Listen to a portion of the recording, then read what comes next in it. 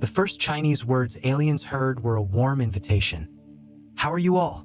We miss you all. Please come visit us sometime." This isn't a joke. It actually happened in 1977. That year, humanity made an irreparable mistake.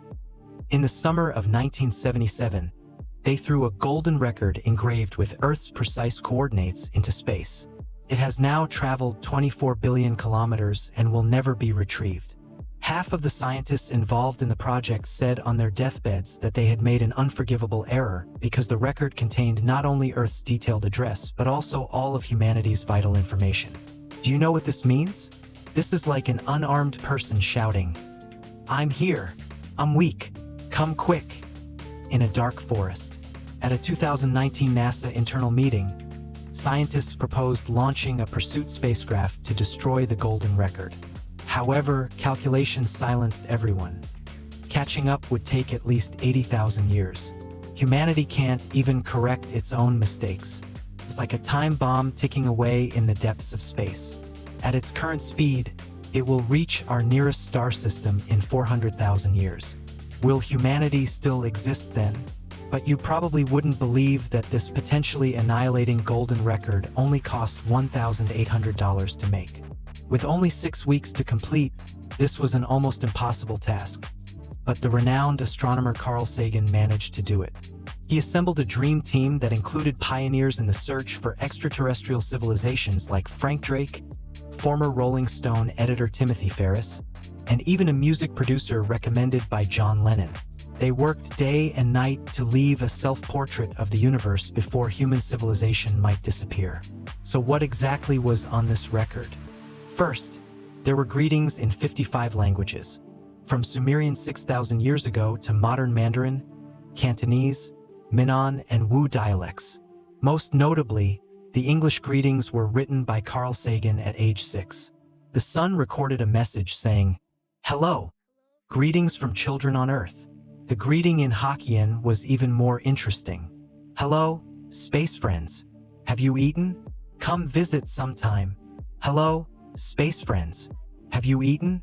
Come sit at our house sometime." This was probably the warmest invitation in the universe. But what was truly breathtaking was the music. Sagan's team could only choose 27 pieces. They argued, compromised, and couldn't sleep all night, finally selecting classical masterpieces by Bach, Beethoven, and Mozart, the Chinese Guqin piece Flowing Water, and Chuck Berry's rock and roll, Johnny Be Good. At the time, some musicologists strongly objected, saying rock and roll was too childish. Sagan replied that there were many teenagers on Earth. The most regrettable thing was the Beatles' Here Comes the Sun, because the record company demanded a $50,000 royalties per record, and the overall project budget was too low. Humanity lost the opportunity to send this song to eternity. Even more mysteriously, the record contained a special sound, the brainwaves of Carl Sagan's later wife, Androyan. On June 3, 1977, she recorded an hour of brainwaves and heartbeats in a hospital, which were compressed into a 1-minute audio recording. What was she thinking during the recording? She was thinking about Earth's history, the problems of human civilization, and the man she was falling in love with, Carl Sagan.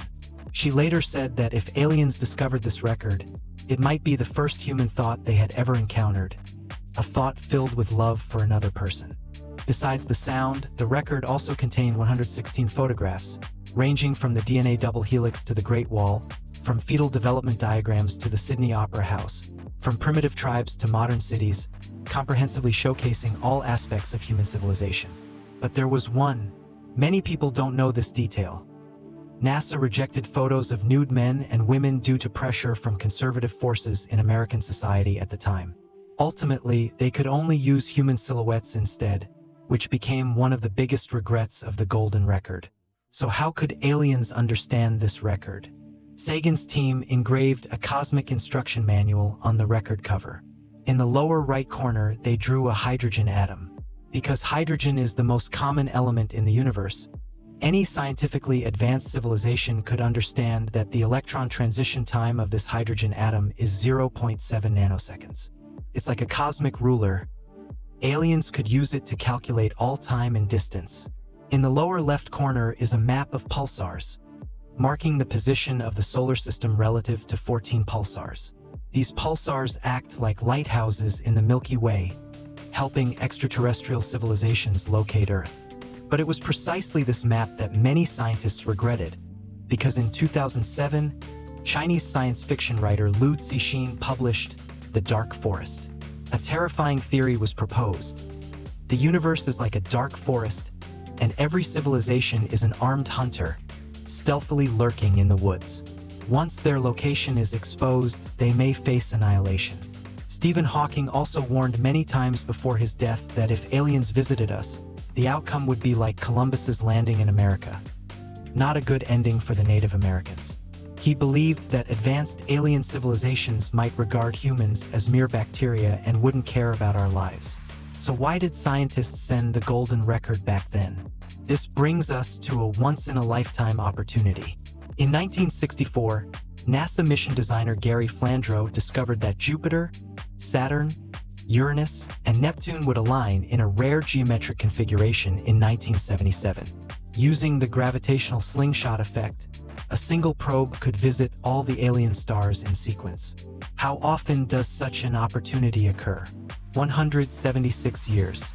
The last one was at the end of the 18th century. The next one won't happen until 2153. We will never see it in our lifetime.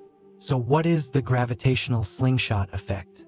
Simply put, it's the ability of a probe to be flung out like a slingshot as it passes behind a planet, gaining a huge speed boost without consuming any fuel.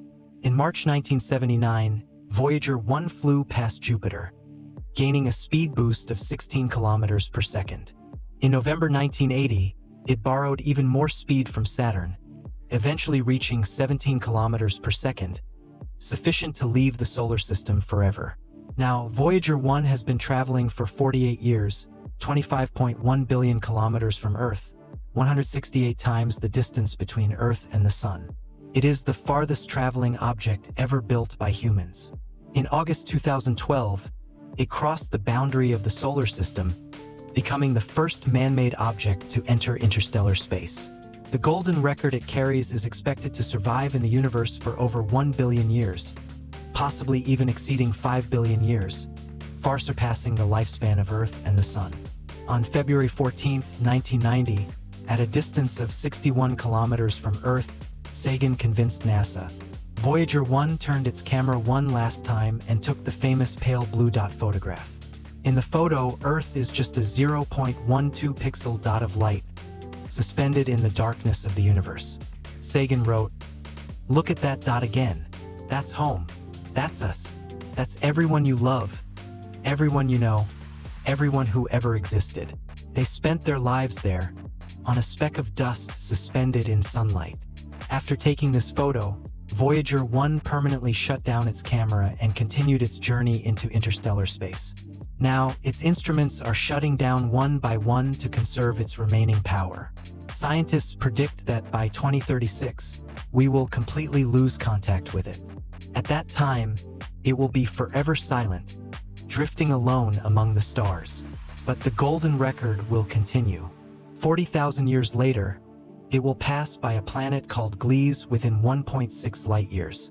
The red dwarf star 445 will reach a more distant galaxy in 400,000 years. Perhaps by then, Earth will no longer exist and human civilization will have vanished. But this small, gilded bronze disk will still drift in the universe, carrying the memories of intelligent life that once lived on a blue planet called Earth. So now do you understand? The golden record is both humanity's greatest gesture and its most dangerous gamble. Like a message in a bottle, it carries our hopes, dreams, and love. But it may also expose our location to unknown hunters in the universe. Whether this decision was right or wrong, perhaps only time will tell. And when that answer comes, those who made this decision will have long since turned to dust, leaving only this golden record in the sea of stars, telling the story of a civilization that once existed.